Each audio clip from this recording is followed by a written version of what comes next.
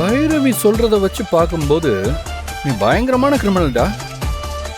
அவ கல்யாணத்தை நிறுத்துன்னு சொல்லியும் நீ அவ கழுத்துல தாலி கட்டிட்டேல்ல. அதை தாண்டா என்னால தாங்கிக்கவே முடியல. உன் நல்ல நேரம். நான் அப்ப இங்க இல்லை. ஒருவேளை நான் இருந்திருந்தேன்னா அன்னைக்கே பைரவியை தொட்டு தாலி கட்டின அந்த கையை உடைச்சிருப்பேன். 1 வருஷம் 2 வருஷம் இல்லடா, 8 வருஷம். 8 வருஷமா பைரவியை லவ் பண்ணிட்டு இருக்கேன். அவளைத்தான் கல்யாணம் பண்ணணும்னு கனவு கண்டுகிட்டு இருந்தேன். எல்லாத்தையும் கெடுத்துட்டியடா. நான் ஒன்று மட்டும் சொல்றேன், பைரவியோட ஒன்று சேர்ந்து வாழ விடவே மாட்டேன். அவளே ஒன்று வெறுத்து ஒதுக்குவா. அந்த மாதிரி நான் செய்வேன். மேல இருக்கிற பழைய கேஸெல்லாம் தூசி தட்டி எடுப்பேன். கூடிய சீக்கிரம் உன்னை வச்சு செய்வேன்டா.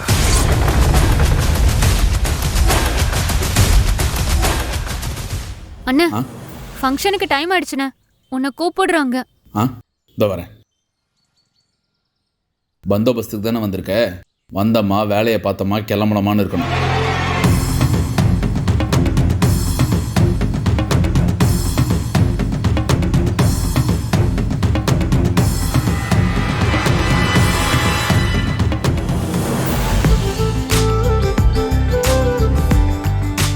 வணக்கம். வணக்கம்.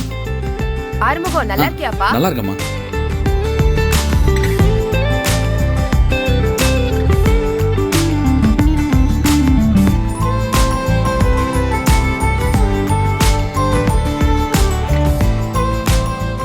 இந்த விழாவிற்கு வருகை தந்திருக்கும் அனைவரையும் புதுக்கோட்டை விவசாய சங்கம் சார்பாக வருக வருக என்று வரவேற்கிறேன். நமது விருது வழங்கும் விழாவிற்கு சிறப்பு விருந்தினராக வருகை தந்திருக்கும் டிஎஸ்பி திரு சஞ்சய் அவர்களை வருக வருக என இருகரம் கூப்பி வரவேற்கிறோம்.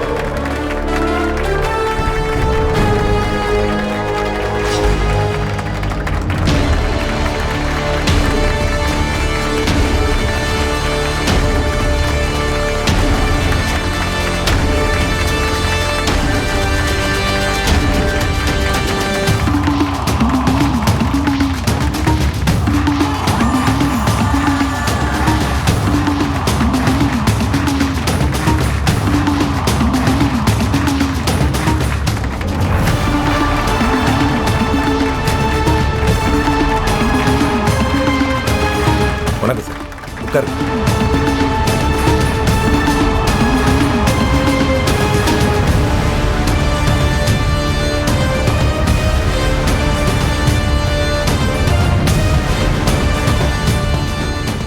நாம் விருது வாங்குறத எப்படியாவது பைரவியை பார்க்க வைக்கணுமே. ஃபோன் பண்ணி வீடியோ காலில் அவளுக்கு காட்டலாம்.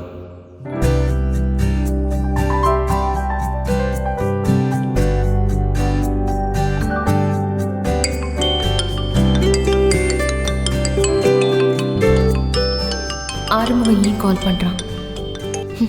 ஹலோ. பைரவி, உனக்கு உடம்பு எப்படி இருக்கு? பரவாயில்ல. அப்படியா? காய்ச்சல் குறைஞ்சிருக்கா? குறைஞ்சிருக்கு. நான் இப்போ விருது வாங்க போறேன். நீ கூட இல்லாததான் எனக்கு ரொம்ப பெரிய குறையா இருக்கு. நீ மட்டும் இந்த விருது வழங்குற விழாக்கு வந்திருந்தனா நான் ரொம்ப சந்தோஷப்பட்டிருப்பேன். எனக்கு இப்ப தலை வலிக்கிற மாதிரி இருக்கு. எதுக்கு ஃபோன் பண்ண? இல்ல, நான் விருது வாங்குறத நீ பார்க்கணும்னு ஆசைப்பட்டேன். உன்னாலதான் இங்க வர முடியல. பைரவி, நான் விருது வாங்குறத நீ வீட்டில இருந்தே பாக்குறியா? வீடியோ கால் பண்ணி போனை காயத்ரி கிட்ட கொடுக்குறேன். நான் தான் சொல்றேன்ல, எனக்கு தலை வலிக்குதுன்னு. எனக்கு தூங்கணும். நீ ஃபங்க்ஷன் முடிச்சுட்டு வா, நான் ஃபோனை வைக்கிறேன். பைரவி, இல்ல பைரவி, பைரவி போனை வச்சுட்டாலே.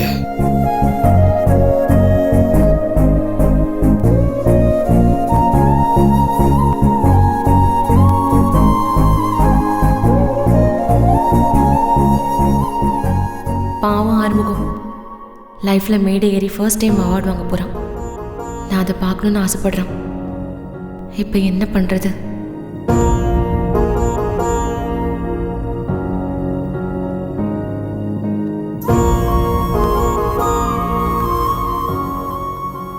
வேண்டாம், நான் போய் பார்த்தா அவன் நம்பிக்கை அதிகப்படுத்துகிற மாதிரி இருக்கும். அவன் மனசில் எந்த சலனத்தையும் உருவாக்க நான் விரும்பலை. பேசாமல் ஃபோனை ஸ்விட்ச் ஆஃப் பண்ணிடலாம்.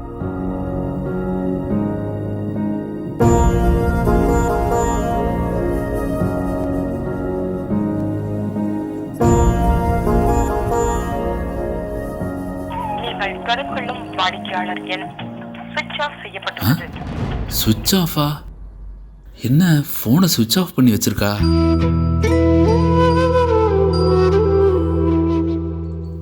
அண்ணா என்னண்ணா சோகமா இருக்கு? பைரவிக்கு ஃபோன் பண்ணேன். நான் விருது வாங்குறத அவளுக்கு வீடியோ காலில் காட்டுறேன்னு சொன்னேன். அதுக்குள்ளே ஃபோனை கட் பண்ணிட்டா. இருண்ணா, நான் அன்னைக்கே கால் பண்றேன்.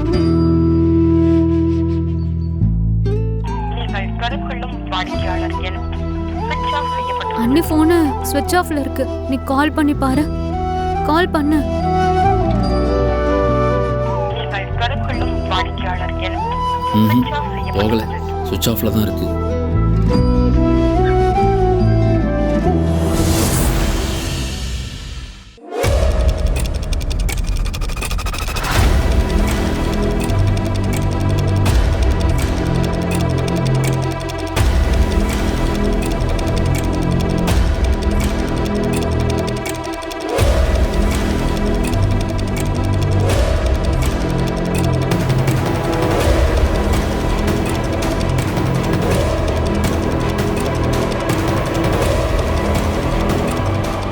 Case number 578.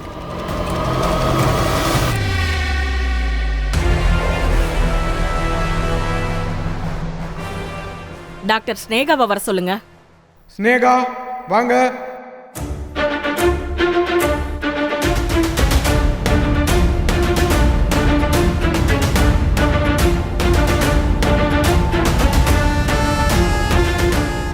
ஸ்னேகா, நீங்க எதுக்காக டாக்டர் சிவா மேல வழக்கு தொடுக்க விரும்புறீங்கன்னு கோர்ட்ல கொஞ்சம் விளக்கமா சொல்ல முடியுமா? எஸ் மேடம், நானும் டாக்டர் சிவாவும் 3 வருஷமா லவ் பண்ணிட்டு இருந்தோம். சிவா என்ன கல்யாணம் பண்ணிக்கிறதா எனக்கு வாக்கு கொடுத்திருந்தாரு. நாங்க 2 பேரும் காதலிக்கிற விஷயம் என்னோட அப்பா டாக்டர் தேவராஜ்க்கும் சிவாவோட அம்மா மகாக்கும் நல்லாவே தெரியும். அவங்களும் எங்களுக்கு கல்யாணம் பண்ணி வைக்க மனப்பூர்வமா சம்மதிச்சாங்க. சிவாவோட அண்ணன் ஆறுமுகத்தோட கல்யாணம் முடிஞ்சதும் எங்க கல்யாணத்தை நடத்தி வைக்கிறதா சிவா அம்மா சொல்லியிருந்தாங்க. கல்யாணத்தன்னைக்கு சிவா அவரோட அண்ணன் கட்டிக்க இருந்த பொண்ணு சிந்துவ கடத்திட்டு போய் மலை கோயில்ல வச்சு அவளோட விருப்பம் இல்லாம தாலி கட்டிட்டாரு. இதுல என்னோட வாழ்க்கை மட்டும் இல்லாம சிந்துவோட வாழ்க்கையும் சேர்ந்து பாதிக்கப்பட்டிருக்கு.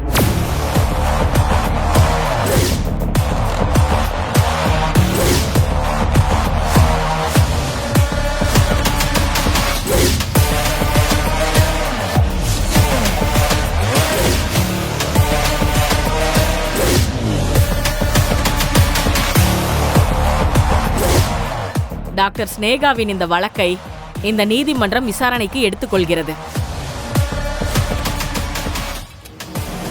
வர 20ஆம் தேதி சிவாவை கோர்ட்ல ஆஜராக சொல்லுங்க. Thank you your honour.